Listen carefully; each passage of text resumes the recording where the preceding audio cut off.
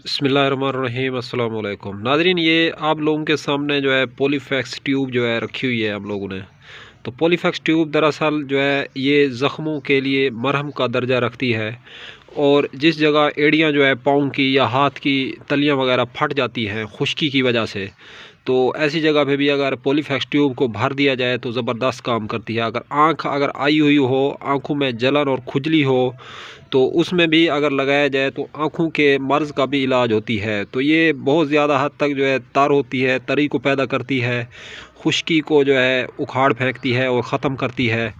जगह को नरम रखने के लिए या हाथ और पाँव के ऊपर जो निशानात जो कि ज़ख्मों की वजह से लग जाते हैं, तो उन ज़ख्मों के जो निशानात होते हैं मुस्तकिल मिजाजी से अगर पॉलीफैक्स ट्यूब का इस्तेमाल किया जाए तो वो निशानात भी जो है हाथ और पाँव से आहिस्ता आहिस्ता जो है दूर होना शुरू हो जाते हैं।